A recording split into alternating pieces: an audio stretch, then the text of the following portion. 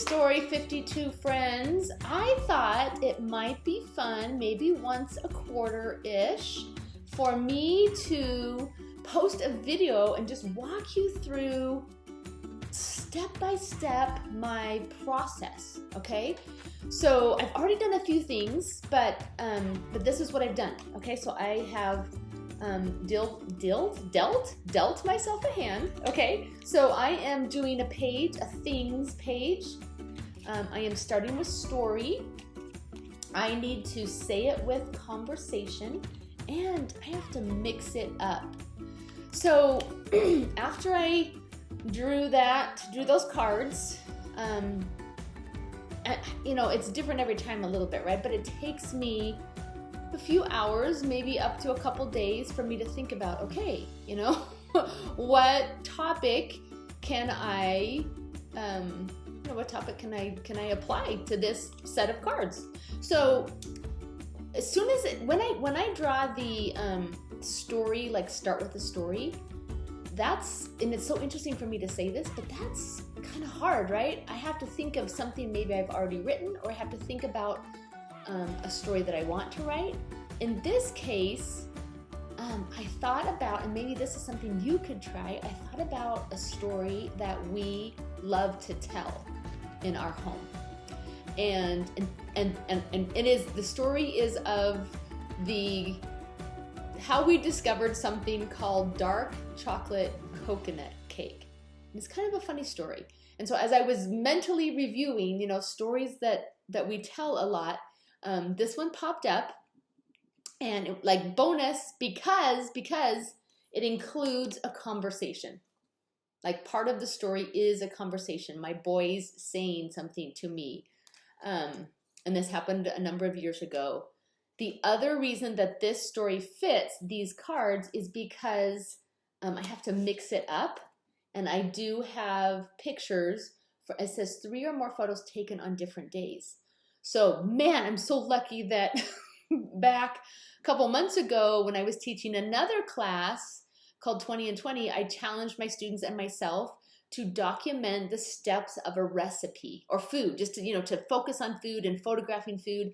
And so one of the things I wanted to do was document the steps of a recipe, and I chose dark chocolate coconut cake. So now I have pictures taken then, and then I have a picture taken much earlier of a piece of this cake that I love. Anyway, so that works, right? So I figured out the story. It includes a conversation. I definitely have pictures that I can mix up on my layout. So that's where I'm at. So then last night I sat down at my computer and I just started typing the story as if I were telling it again. And I think that is a tip that has been so helpful for me. If you need to write a story, then just, you know, and it's embarrassing. Well, it's not embarrassing if no one's there, but like I sometimes will just say it as I type. I'll just be like, and then this happened, and then this happened. And sometimes you'll have to go back and clean it up a little bit, but that's such a great way to write a story, is just to tell it as if you're telling it to someone else. Because if it's a story you have told many times, you can do that so easy, right? It comes, you know how the story goes. So sometimes we make writing difficult, and it's really just like writing down what we would say. So anyway, I'm headed downstairs to pull some papers, and in my mind, I'm imagining a 12 by 12, a single 12 by 12 page with little recipe photos along the bottom, and then maybe bigger photos of the piece of cake that I have, and then me like tasting the cake. And anyway, so, and it depends. I think I might have a few other photos. I just need to search on my computer and find them. But right now I'm going to go down and pick colors that I think would be fun. So I'll check back in. Okay, so see that big drawer of pattern paper over there? So there's Addie painting. Hi, Addie. So I've gone through my brown folders and I've selected some brown papers because, you know, cake, brownies. Also, I just got some new Allie Edwards product, so I kind of pulled some of that because, hello, new stuff is always fun to use, right? And that's where I'm at. I'm going to talk you through how I found the photos I want to use. I keep all of my favorite photos by season, and I use them as an index. So I'm scrolling back Pretty sure the photo's in October. Yep, there it is. And when I find it, what I do is go to the information panel, which you can usually find. There's usually a little eye symbol, and if you click on that, it'll open the information panel so you can locate the exact date that a photo was taken. I'm going to drag that panel into your view. You can see it was taken on October 10th. So now I actually close that panel and go back to my main library, and then in the search field type October 10th so that I can see all of the photos. I think it's really important not to over favorite images. Just favorite one or two in any group because you can always go back and find the others. So now I'm selecting all the recipe images that I want to use on my page. And once I have those selected, and there's like 9 of them, I'm going to go ahead and print them. And I'll show you what that looks like on my computer and with my printer. Okay, so now you can see I've sent them to print, and I love to select the custom print option, and then I can enter the size that I want, and I think I'm wanting little 2 by 2 inch squares, and as soon as I enter that custom size and like hit return, then it shows me all of those images. Now I can print 2 per 4 by 6 sheet of photo paper, and then I can touch each one, click on each one, and just make sure that the crop is what I want it to be. I can usually adjust it up or down a little bit, and then I hit print. And I love my Canon TS, whatever that number says right there. Okay, now I'm going to go back and find the photo that I want to print larger that was also taken on October 10th. So there it is. And I will send this picture to print. Generally, you have an option to print a 4 by 6 photo with or without a white border, and I am definitely going to select the white border option. Okay, you guys, let's talk about the power and ease of keywords. I have lots of keywords that I love and use in the categories of people, places, and things. So I'm searching for things_food because I know that's where I'm going to find a picture of dark chocolate coconut cake. And I'm just scrolling back, and around 2012, there it is. And now I can print it. Yay! But again, I'm going to select a custom size, and probably like 3 by 3 I think will be just perfect. So I want to put it up next to the photo of me licking the spatula and make it part of my central focus. And there we go. Okay, and now for my final photo. It's actually a picture I took in anticipating making this page. We actually had some dark chocolate coconut cake, so I took a selfie of me putting a big bite in my mouth, and I am sending it to print and cropping it. Wondering, I super lucked out with like the colors so far, kind of the reds and browns, as I'm thinking maybe black and white, and then I'm like, I don't know, maybe not. So I might print it black and white, and then maybe also print it color and see which one I like better next to the photos. And then I'm like, no, you know what? I'm a color girl. But I think I am gonna crop in a little bit. Part of me wants to have the word eat there because it's just kind of fun. Part of me is like, no, let's just make it a tighter crop. So you get it just the way I want it, and then send it to print.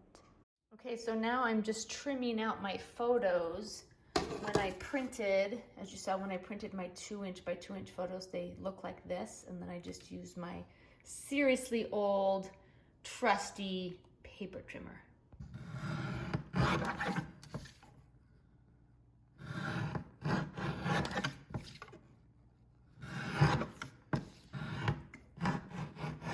Now, don't be crazy perfectionistic about it. Just do it with your eye because it will be close enough, I promise. Okay, I neglected to say that I have a beautiful dark piece of brown cardstock. This is kind of my initial layout, you guys. Sort of recipe pictures along the bottom of the page, and then one big one of me. This was taken in October with all of these. This was taken last night. This was taken quite a while ago. Don't know. And this is what I'm thinking. I don't really need salt and soda and the pan going in the oven. So I'm just gonna eliminate those. This is kind of what I'm thinking for layout, and then a big title that is the part of the conversation that I wanna share. But I gotta figure out how to put my story on there. Okay, so this is why we call it a process. I just changed my mind. I'll show you. I decided to trim the white border off the photos of the ingredients because they're gonna fit much better at the bottom, and I think I'm gonna back them on a lighter brown. I'm still not using those photos, but now these 6, I like it so much better. They're gonna butt right up next to each other and be right across the bottom of the page.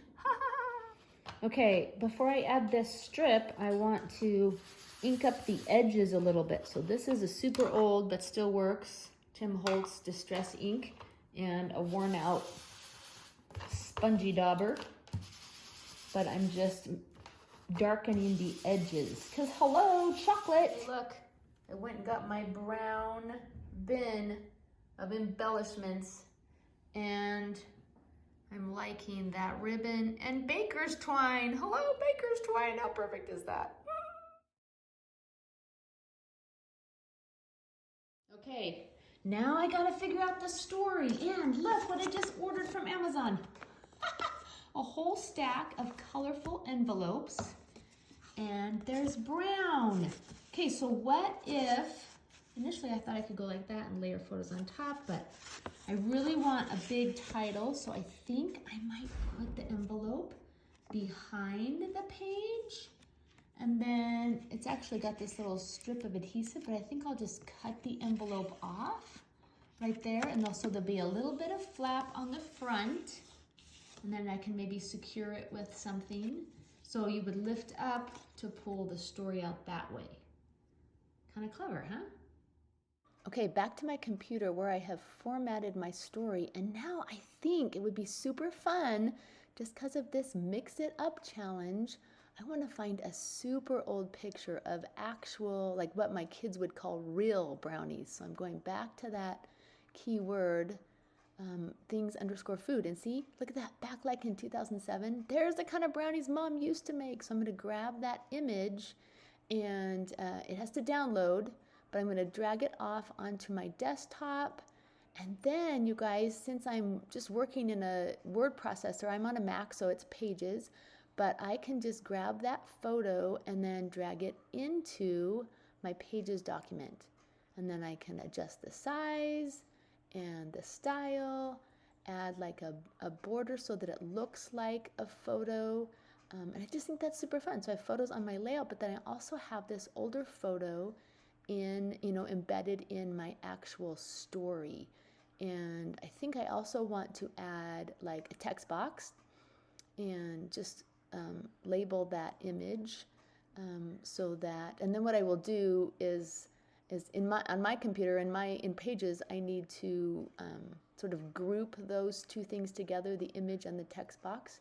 And so that's what I'm doing. I'm moving up the image and then grabbing my text box and making sure that it is a caption, if you will, for the photo. And I can format the text, I can center the text, I can change the font, and then I can type the caption that I want. So don't forget that your stories, the fullness, I should say, of your story does not have to be on, your actual scrapbook page. You can tuck a longer story, into like a document like this, which is kind of fun. And then I save all of these stories to my computer too, because I might end up compiling them in a different way down the road. But I love for now that they are an extension of the scrapbook pages I make so often. Okay, there's my story with my original kind of brownies right in the middle of it. And now I'm going to fold it up and tuck it in the envelope. And all I did was, oops, pictures fell. All I did was just adhere it to the back like that, okay? And then I will do the work on the title next. Okay, I'm starting to place my title, and I just want to show you the word brownies is on there. And you guys, I am such a stickers letter girl. Like, I think these are from Hobby Lobby, okay? And I just wanted the word brownies to be nice and big. And what my title is actually going to say is, Mom, stop calling those brownies, okay? Which is the conversational part of my story. So I wanted that word big, and I just lined it up along the top of the ribbon there. And now I'm gonna work backwards, and I did. I actually started with the S, worked out to the B, and then went back and added my exclamation point. And now I'm just gonna kind of work backwards and see what happens, see what it looks like. And I'm using, I think I might be using these brown letters for the rest of it. Just so that the white, I love how the white in this photo plays off of the white here. And then I'm gonna have brown. The rest of the title will be in brown. Coming together. Hey, this is why we call it a process. These stickers are crap, you guys. Pardon my French. Good thing I don't know who makes them, because I cannot say anything nice. Half of them don't come off with any sticker on them, so I've glued them down, and they don't come off clean. So I've just decided, super not worth it. See, super glad the brown ones didn't work, because I tried these new ones from Ali Edwards, and they're so cool. I love how thin they are. Okay, it's coming together. So, no punctuation with stickers, right? But I was thinking, I dumped out my little bucket of white brads, thinking maybe I could put a brad, put a couple brads to make a colon. But then I realized, no, that's gonna go right through my story. See, I actually poked a hole. I don't know if you can see it. Oh, but yes, right there.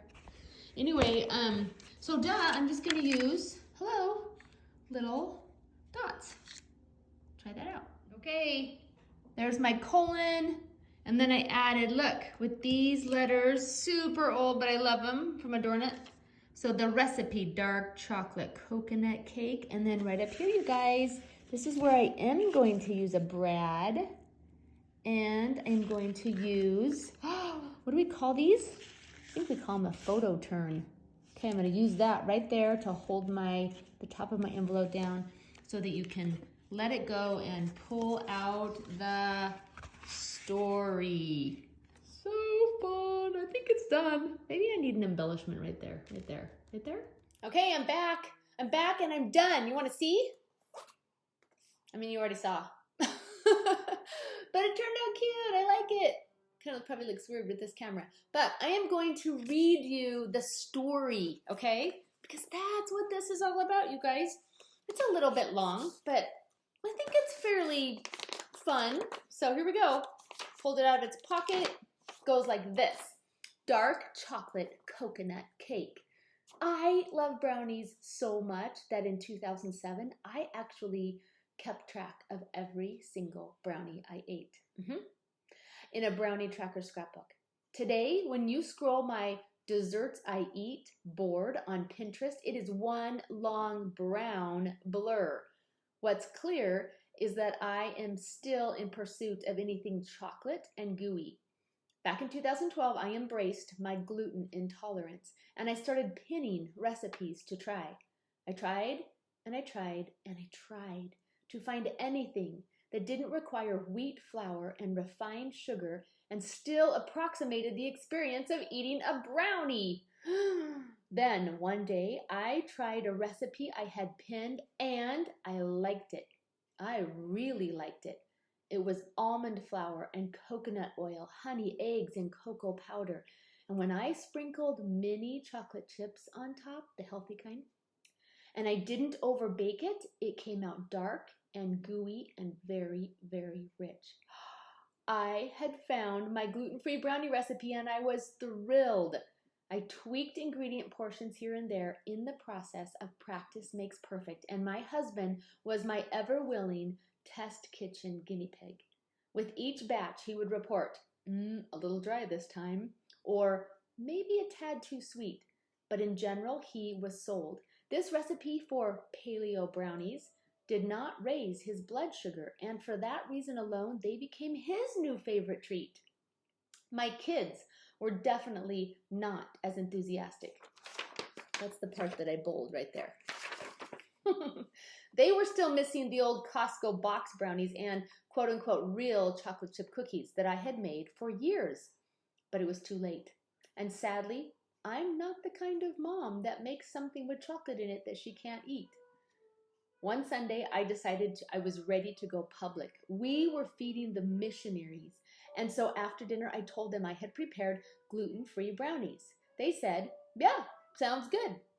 We dished up the goodness and passed it around. After we left the table and enjoyed their message, I offered to wrap up more brownies for them to take home. No, thank you, they quickly and emphatically replied.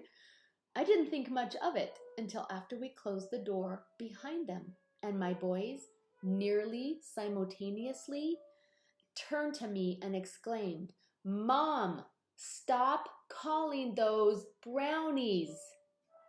One boy went on to explain, the missionaries didn't want the brownies because they're not brownies. I get that you like them, but that's because you have entirely forgotten what a real brownie tastes like. My boys were clear enough, but now I understand the dilemma. I needed to give my new brownie recipe a different name. And that, my friends, is how dark chocolate coconut cake was born. Love telling me a good scrapbook story. Thanks for watching.